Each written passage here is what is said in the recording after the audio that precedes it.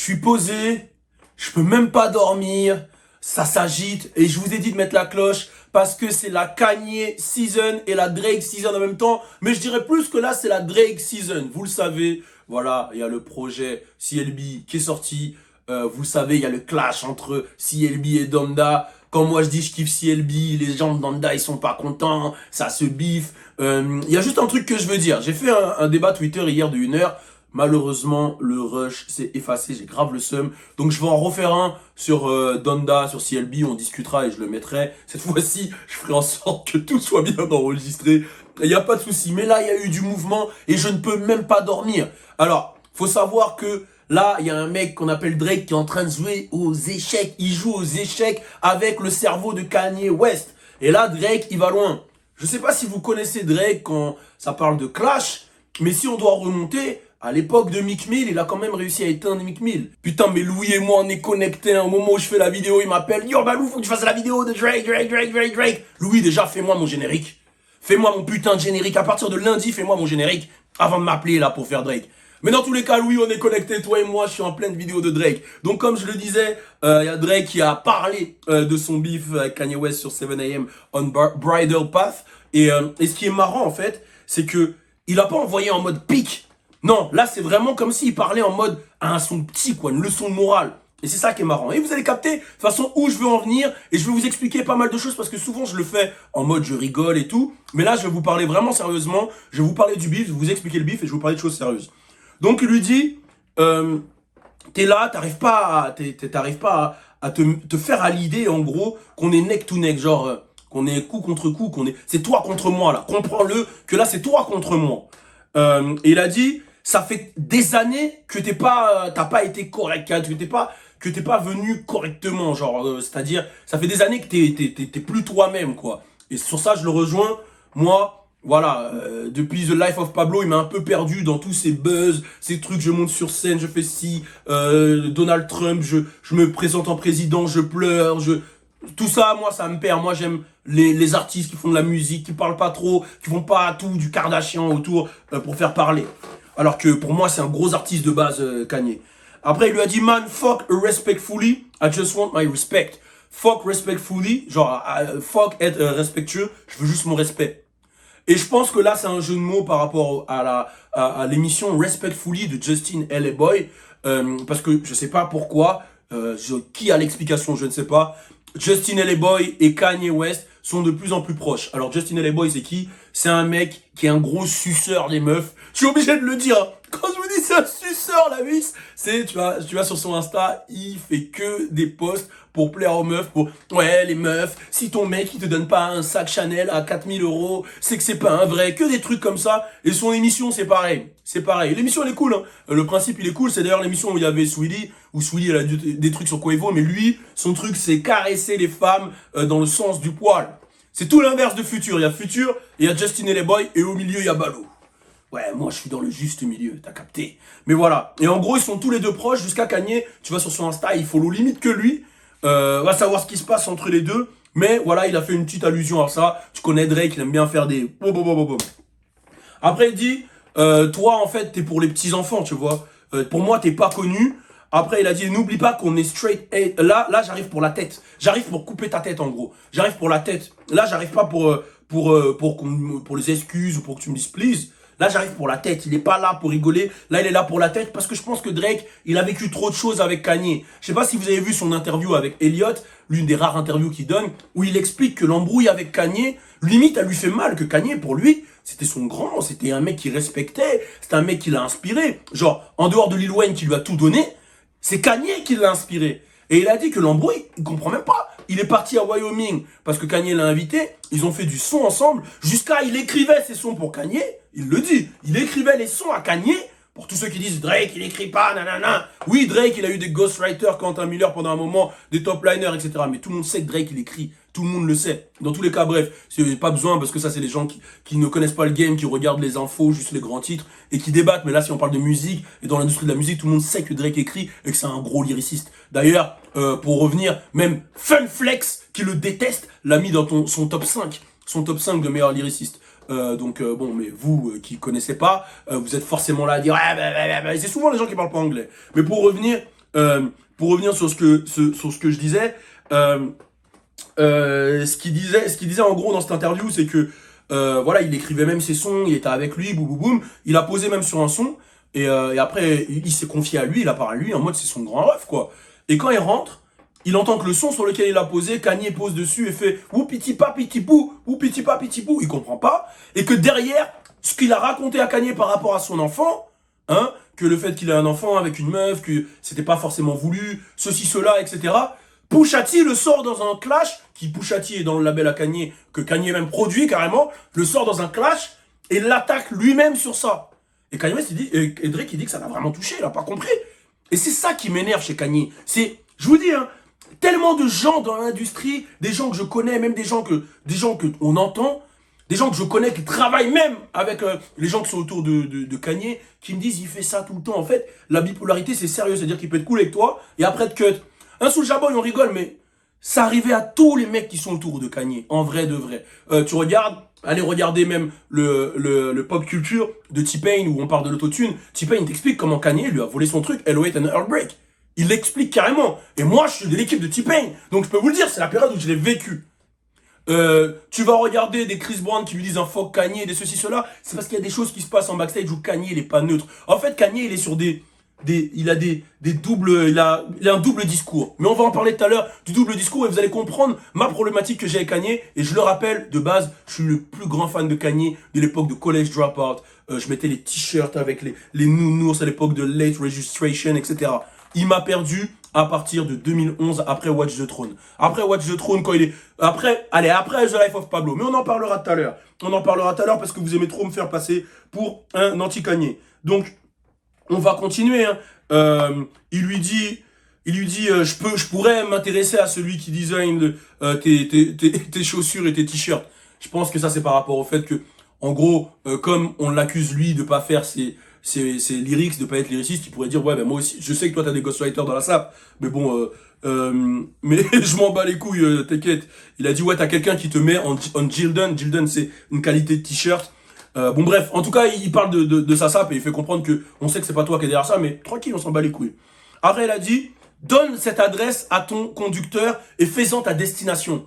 Parce qu'on sait, vous savez tous que Kanye, il a mis l'adresse. Mais pour ça, pour les fans de Kanye, c'est normal de mettre l'adresse d'un mec sur Insta. Ça, c'est normal. C'est pour les fans de Kanye, il digère tellement tout que ça, c'est normal. Il a mis l'adresse de Drake sur Insta.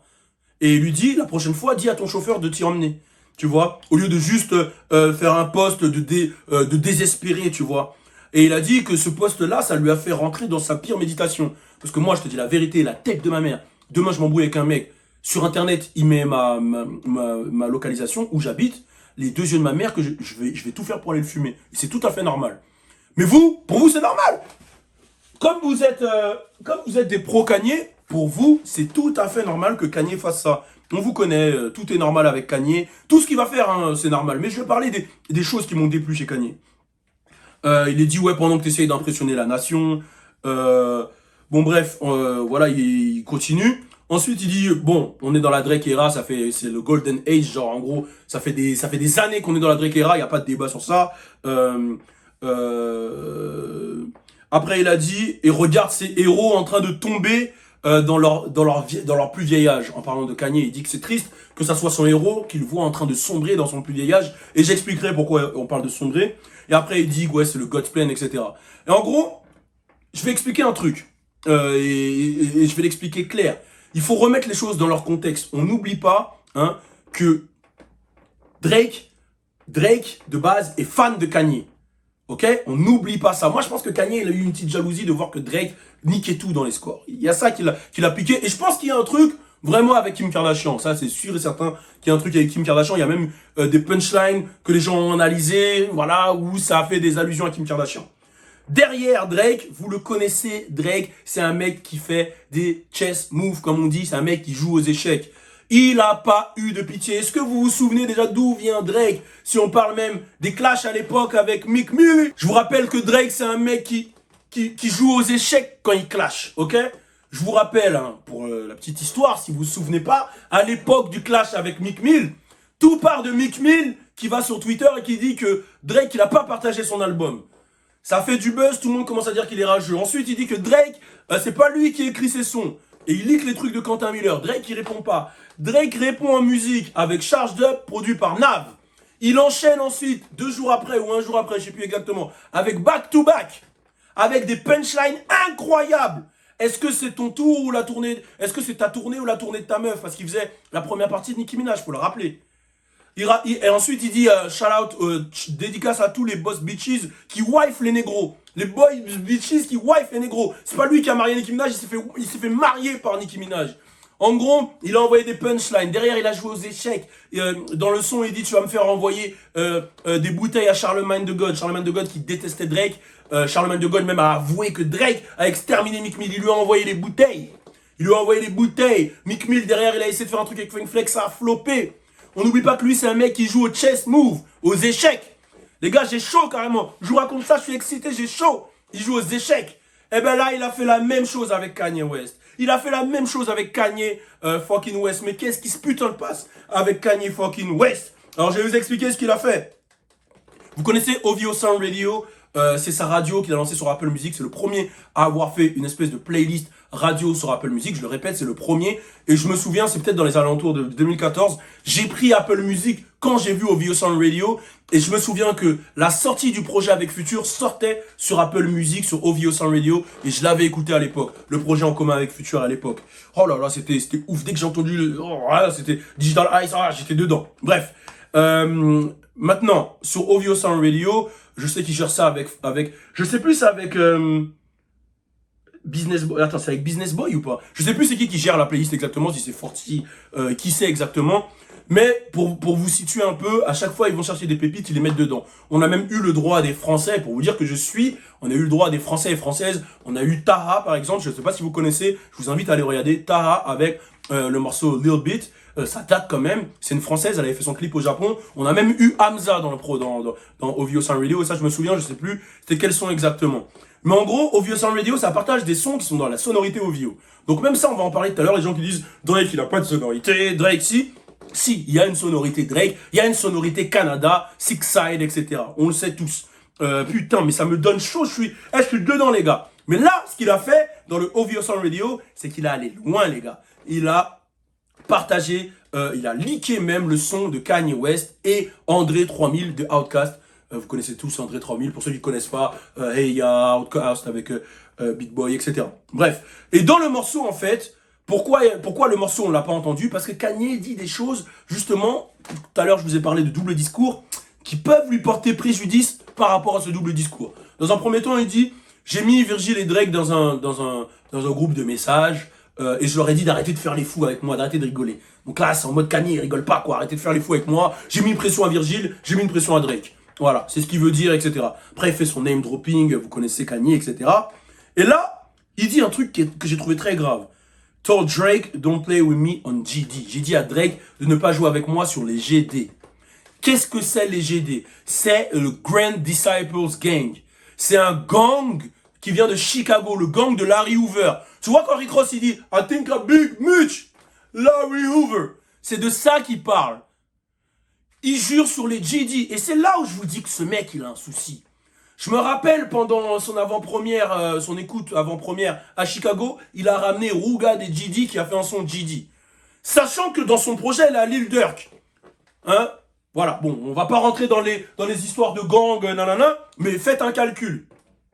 Moi, la problématique que j'ai avec Kanye, c'est, quand tu dis les Grand Disciples, c'est des mecs qui ont vendu de la cocaïne, qui ont du sang sur les mains, qui ont vendu de la cocaïne, qui ont tué des gens, qui ont fait du sale. On le sait tous.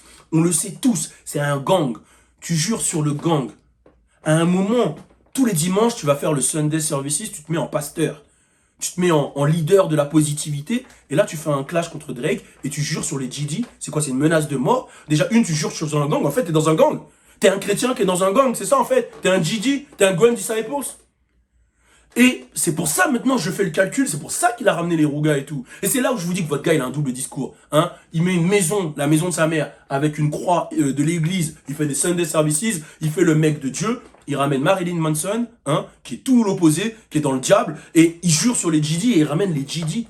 J'aime pas les mecs au double discours. J'aime pas. Comment tu peux faire croire à tout le monde aujourd'hui, oh, je suis un projet de Jesus is King. oh, je vais plus dire de gros mots dans mes projets, oh, non, non, non, oh, je veux diffuser la paix, et là, tu jures sur les grandes disciples que tu vas le fumer. C'est comme si là, pour que tu captes, tu comprennes. Et moi, je vais vous faire la liste des doubles discours que j'ai pas aimé de Kanye. C'est comme si là, toi, ton pasteur là de chez toi, ou ton prêtre, ou ton imam, ou ton rabbin, il est posé chez toi, et après tu te vois, il donne la bonne parole, il te prêche la bonne parole, et après il dit, sur Grigny, je vais les fumer leur grand-mère. Sur Grigny, lui, je vais le fumer sa mère. Sur Montfermeil, je vais le fumer sa mère. Mais ça n'existe pas, en fait, c'est un double discours. Tu peux pas être avec un gang et être chrétien, en mode chrétien, je fais limite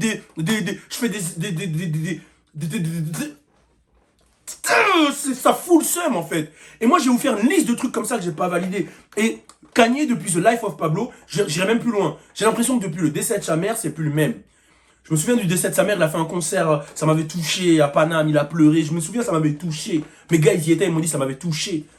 Je suis un fan de Kanye. Et pour ceux qui me suivent, vous savez que Drake, c'est pas un mec forcément que je saigne de ouf. J'aime beaucoup ce qu'il fait, mais c'est pas un mec que je saigne de ouf. Si vous avez suivi les Balouches au podcast, vous savez, Louis et moi, Drake. Mais là, les gars, Kanye, je suis un mec de Kanye, de Late Registration, de College Dropout. Même L.O.8 and Heartbreak. L.O.8 and Heartbreak, quand T-Pain accuse Kanye d'avoir volé son concept. Vous allez regarder même la série Netflix Pop Culture où il dit qu'il lui a volé son concept, que c'est lui qui lui a appris à utiliser l'autotune, qu'il l'a aidé sur ce projet et qu'il a même pas accrédité et tout. C'est des trucs comme ça qui m'énervent. Et il a fait ça depuis des années. Et moi, le double discours de Kanye me pose un gros problème. Tu vois? Et j'ai l'impression que tous ces moves, en fait, c'est un génie parce que tous ces moves, ils sont calculés. Il va dire, slavery, it seemed like a choice to me. Ça apparaissait comme un choix pour moi. Il sait qu'il a mal parlé. Tu peux trouver toutes les excuses que tu veux. Oui, mais il parle de aujourd'hui on est toujours esclave moderne. Non, non, non. Ça a jamais été comme un choix l'esclavage. On a été, et je le redis, on a été des victimes. Je le redis, hein. On a été des victimes de l'esclavage parce que va aux Antilles là, va aux Antilles ou à Haïti et dire que là c'est un choix, les conditions dans lesquelles ils vivent là. Les conditions dans lesquelles ils vivent qui sont des conséquences de l'esclavage. Va leur dire que c'est un choix. Va même en Afrique noire et va leur dire ça. J'aime pas du tout le discours qu'il a eu. Derrière, il s'est rendu compte que le discours qu'il a eu, il était mauvais. Il s'est même excusé. Il s'est excusé. Et comme par hasard, quelques mois après, quand il est avec Trump et que sa popularité est le plus bas, il devient un chrétien et fait Jesus is King. Pour moi, tout ça, c'est de la stratégie. Il est smart. Et après Jesus is King, il enchaîne avec Donda où il ramène des membres de gang et tout. Moi, j'aime pas le double discours. Et je peux aller loin. Les trucs de il va sur scène, il veut être président, il pleure sur scène, il ramène Marilyn Manson qui est le plus gros sataniste derrière lui, enfin que des trucs, des doubles discours, des choses que j'aime pas du tout. Des choses que j'aime pas du tout, et ça fait des années qu'il fait ça, et c'est ça qui me gêne, c'est que pour moi Kanye, malheureusement on parle plus pour lui, pour ses moves marketing, ses coups dans la presse, c'est devenu un Kardashian, il fait des stratégies Kardashian. Drake il parle pas, il envoie de la musique. Drake il parle pas, il envoie de la musique. Et on va faire un débat là avec les anti-Drake qui disent que Drake il est pas talentueux. Ok. Drake, il est générique, Drake il fait de la musique générique, Drake c'est bon, on a déjà vu. Les gars, Drake il fait du Drake. La musique du OVO Sound Radio, la musique qu'il a créée, c'est sa musique à lui. Très inspiré de Kanye West, il l'a déjà dit. Il donne le respect à Kanye West, inspiré de Kanye West, inspiré de Lil Wayne. Mais c'est sa musique à lui, c'est le sound qu'ils ont créé avec Forty, avec PND, avec même The Weeknd à l'époque. Il y a une sonorité qui vient du Canada. Et il y a plein de gens qui s'en sont inspirés. Des Summer Walker, des Bryson Tiller. Je vais pas faire la liste, mais il y a une sonorité. Même la manière de kicker, quand lui il prend une prod, tu vas même voir des Nekfeu qui reprennent cette manière. Alors plein de gens, il a une manière de kicker à lui, il a une influence. Il a une influence, il fait de la musique, il est pas dans les conneries, dans les coups de presse, dans les coups de pub, dans les je me sépare avec Kanye, avec Kim, oh je la ramène sur scène, en marié. Non, lui il fait de la musique. Moi c'est ça que j'aime. C'est pour ça que j'aime Lil Baby, c'est pour ça que j'aime Wayne, j'aime les mecs qui font de la musique et qui t'envoient de la bonne musique, qui sont pas là à faire que du marketing. Et je respecte Kanye West sur son marketing parce que ça m'inspire. Je trouve ça chaud, mais le problème c'est que c'est que du marketing pour moi maintenant Kanye. Quand tout le monde dit c'est un génie, c'est nanana, pour vous être un génie, hein, c'est aller prendre 28 artistes sur 27 sons, les mettre sur les sons, faire des prods qu'on a l'habitude d'entendre, hein, c'est des prods qu'il a toujours fait en fait, faire le truc qu'il a toujours fait, 2-3 mélodies et ça y est, c'est un génie. Vous avez le génie trop facile, vous avez le génie trop facile et vous êtes des anti-Drake. La réalité, c'est que vous êtes des fucking anti-Drake. Parce que Drake, encore une fois, je vais le redire, comment tu peux me dire que c'est un artiste générique ou c'est pas un bon artiste? C'est le meilleur artiste qu'on a aujourd'hui. Le meilleur artiste qu'on a aujourd'hui, et je le répète, meilleur artiste en rap, il kick sa mère. Tu peux me dire ce que tu veux, il kick sa mère. Je suis fan de Kendrick Lamar numéro 1. Mes 3 artistes préférés, Lil Baby, Lil Wayne, Kendrick Lamar. Kendrick Lamar, je le suis depuis Section 18, To Pimp a Butterfly, Good Kid, Mad City, Damn, tout ce que tu veux, le truc de Black Panther, j'ai fait des interviews avec lui. Tu as vu ma réaction sur le son avec Baby Kim, l'un de mes artistes préférés. Rien à dire, je regarde ses freestyle, BET Cypher, non. Mais comment tu peux me dire, comment tu peux me dire que Drake il kick pas? Drake il kick sa grand-mère. Funk Flex qui le déteste l'a mis dans son top 5. Funk Flex, qui est l'un des plus anciens du hip-hop, il l'a mis dans son top 5 devant Kendrick Lamar en kicker. Tout le monde sait quand t'arrives. Lil Wayne, le plus gros kicker. Lil Wayne, il fracasse Kendrick Lamar en kickage. Il le découpe et Kendrick Lamar lui-même le dit. Le plus gros kicker du game, quand il fait des sons avec Drake, lui-même il le dit, il refait son couplet. Comment toi, qui arrives derrière, qui parle vite fait anglais, tu viens me dire que lui, c'est pas un kicker? Oh, mais il a des... Arrêtez, tout le monde sait qu'il kick. Deuxièmement, il pose sur du R&B mieux que les artistes de R&B. Le nombre de sons qu'il a de R&B, que les meufs pleurent dessus. Frérot, No Guidance de Chris Brown. Comment c'est lui qui fait le son No Guidance de Chris Brown? Au-dessus limite de Chris Brown. Alors qu'il n'a pas une meilleure voix que Chris Brown. Chris Brown c'est le king du R&B actuellement. Il n'y a pas de débat. Mais sur le morceau, il a même plus de paroles que Chris Brown. Et c'est même plus impactant que Chris Brown. Quand il arrive sur l'afro, il clique. Il fait du sale sur l'afro. Quand il arrive sur de l'afro, il fait du sale. Quand il fait de la dancehall, work, il fait du sale. Alors, votre seul argument c'est « Oh, mais il reprend des waves. » Non, il reprend pas des waves. Il voit, il sent, pour moi c'est un bon DA. Il sent les waves qui vont péter. Il ramène les mecs. Blockboy JB, personne n'allait faire un feat avec lui à cette époque-là. Personne n'allait faire un feat avec Young Bleu. Quand Young Bleu il a pété, personne n'allait faire un feat avec Young Bleu. Quand il fait le son avec Young Bleu, la vie de ma mère, il découpe tout. Il découpe tout, Drake. Et Young Bleu, incroyable. Quand il fait le feat avec Blockboy JB, personne n'allait faire un son avec lui. Et pourtant, après, tout le monde reprend le shoot. Fortnite, partout, c'est partout. Je vais faire la liste des gens. Draco the Ruler. Personne ne veut faire un feat avec Draco the Ruler. Il l'a fait. Vous voulez que je vous fasse la liste des feats qu'il fait? Avec les petits artistes, etc. et qu'il les met on? Le nombre de petits artistes qu'il a fait péter, vous voulez que je le fasse? Toute la vibe Angleterre que vous écoutez là, lui il est sur l'Angleterre depuis des années, les Skepta, les Gigs, tous ces mecs là, quand il les met sur ses albums et même les gens ils les vannaient au States, il est dessus, Top Boy, c'est lui qui a produit Top Boy. Quand il y avait le Wireless Festival là à Londres, c'était lui l'invité, c'est lui, ok? Ça fait des années qu'il est sur cette shit. Quand il fait Nocta, pourquoi il va faire l'ouverture à Londres? Les vestes Nocta, parce qu'il est sur cette shit depuis des années. Des années. Donc arrêtez vos conneries, respectez le mec. C'est juste un mec qui parle pas et que vous aimez détester et qui selon vous fait de la pop. Il fait pas de la pop, il fait du rap, il fait du R&B, il a toujours commencé comme ça. Du rap et du R&B. Et quand il veut, il va sur de l'afro, il va sur ceci, cela, avec Wizkid, avec ceci, cela. Alors respectez Drake, arrêtez vos conneries. Je suis pas un fan numéro 1 de Drake, mais j'aime juste rendre à César ce qui appartient à César. Et respecter les gens, respecter l'art. On est ensemble, turn up.